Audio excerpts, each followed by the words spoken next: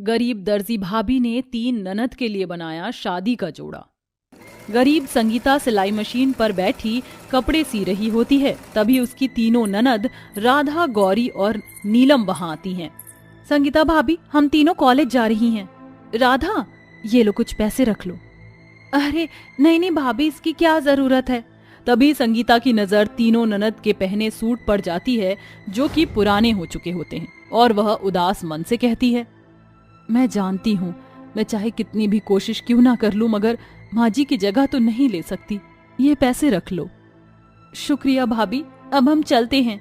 ननद के जाने के बाद संगीता फिर से कपड़े सीने बैठ जाती है और रोते हुए कहती है, दिन रात इतनी मेहनत से कपड़े सिलने के बाद भी मुझ गरीब दर्जी भाभी की तीनों ननद ने फटा पुराना सूट पहना था। मैं एक अच्छी भाभी नहीं बन पाई।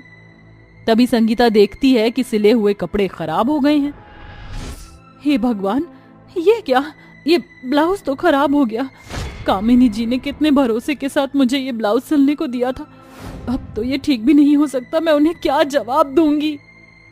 ये सोचकर संगीता उदास हो जाती है। तभी अनुपमा एक महंगे से लहंगे को सिलने का कपड़ा लेकर आती है। अरे संगीता, अंदर हो क्या? जी हाँ अनुपमा जी, आइए ना। ये लो, ये मेरी बेटी का शादी का लहंगा है, इसे सी देना। 2 दिन में मेरी बेटी सिया की शादी है। अरे वाह अनुपमा जी, इस लहंगे का कपड़ा तो बहुत महंगा लगता है।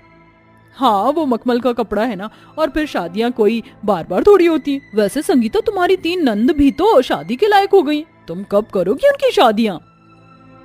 अनुपमा के इस बात पर संगीता उदास होकर कहती है, मैं और मोहन जी मेरी ननद के लिए रिश्ता तो ढूंढ ही रहे हैं, मगर आज के इस महंगाई के जमाने में बिना दहेज दिए अच्छे रिश्ते मिलते ही कहाँ हैं अनुपमा जी।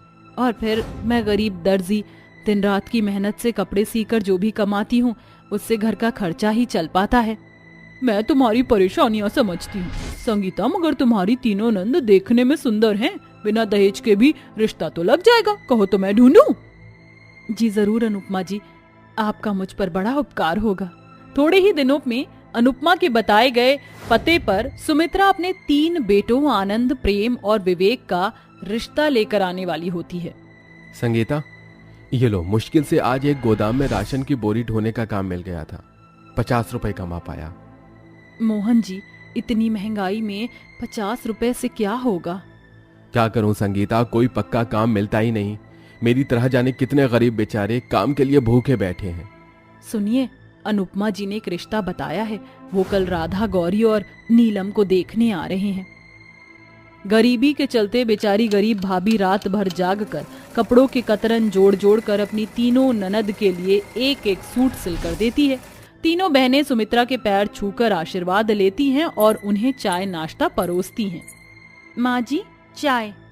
संगीता, मुझे तो तुम्हारी तीनों नंद बहुत पसंद है। ये रिश्ता तो पक्का समझो। अनुपमा जी ने मुझे तुम्हारे घर की गरीबी भरी हालतों के बारे में बताया था, इसलिए मुझे कोई दहेज नहीं चाहिए। बस हमारे बारातियों का अच्छे से स्वागत कर देना और एक जोड़े में अपनी ननद को विदा कर देना। ये सुनकर गरीब भाभी भराई आंखों से हाथ जोड़कर कहती है, बहुत बहुत शुक्रिया माँ जी। संगीता के हाथों कपड़ों के खराब होने के चलते अब कोई भी उससे कपड़े नहीं सिलवाता। वहीं मोहन को भी कोई भी मजदूरी का काम नहीं मिलता। ऐसे में देखते ही देखते शादी का दिन भी पास आ जाता है। संगीता मन हल्का करने के लिए एक फूलों के बाग में आती है, जहां वह अक्सर आया करती थी। हम गरीबों को अपनी जिंदगी में कितनी परेशानियां उठानी पड़ती हैं। काश कि गरीबों की जिंदगी इन फूलों की तरह ही खुशियों के रंगों से भरी होती। 2 दिन में मेरी तीनों ननद की शादी है और मुझ गरीब दर्जी भाभी के पास एक फूटी कौड़ी भी नहीं है। ऐसे में मैं सुमित्रा जी को दिया हुआ वादा कैसे निभा पाऊंगी? तभी अचानक संगीता की नजर बगीचे के बीच रखे एक लाल पोटली पर जाती है। जैसे ही संगीता पोटली को खोलती है, उसमें नोटों की गड्डियां भरी होती हैं। इतने सारे पैसे भला यहाँ पर कौन छोड़ गया है? उस इंसान ने ये पैसे कितने मेहनत से कमाए होंगे। मुझे यही इंतजार करना चाहिए। संगीता पोटली लेकर वहीं बैठी रहती है कि तभी उसकी आंख लग जाती है और वह सपना देखती है, जहां एक देवी उसे दर्शन देती हैं। बेटी, ये धन मेरी तरफ से तुम तोहफा समझो, क्योंकि तुम्हारी वजह से इस जंगल के बगीचे में ये जान है और ये रंग बिरंगे फूल खिले हैं, इसलिए ये पैसे तुम्हारे हैं। इसी के साथ संगीता की आंख खुल जाती है और वह पैसे लेकर घर आ जाती है।